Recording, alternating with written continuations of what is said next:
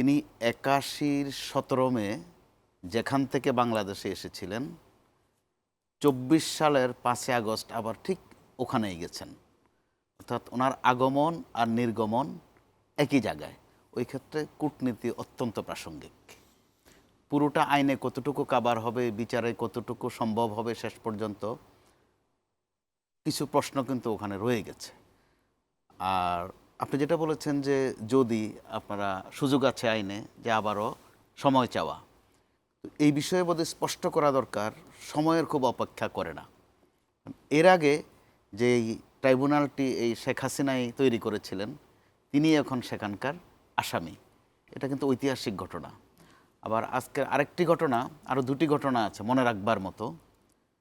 মাওলানা দেলোয়ার হোসেন সাইদি সাহেবের ছেলে এই বিচার কার্যক্রম দেখতে এসেছেন, যেটা আমরা গণমাধ্যমে অনেকে দেখেছেন। আবার এক সময়ের আইন প্রতিমন্ত্রী, যিনি এই ট্রাইব্যুনাল নিয়ে প্রতিদিনই কিছু না কিছু একটা বলতেন, রুটিন ওয়ার্কের মতো, তিনি আজ গ্রেপ্তার হয়েছেন। খুবই প্রাসঙ্গিক বিষয়গুলো কিন্তু মনে করার মতো।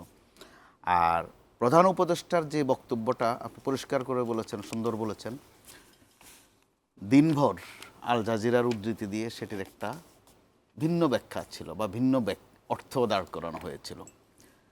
বাংলা তর্জমা করতে গিয়ে ইংরেজি সাক্ষাৎকারটা সেটা হয়ে গিয়েছিল যে অন্তর্বর্তীকালীন সরকার ৪ বছর থাকবে, কিন্তু সেটার সংশোধনী আসতে আসতে সন্ধ্যা নাগাদ গড়িয়েছে।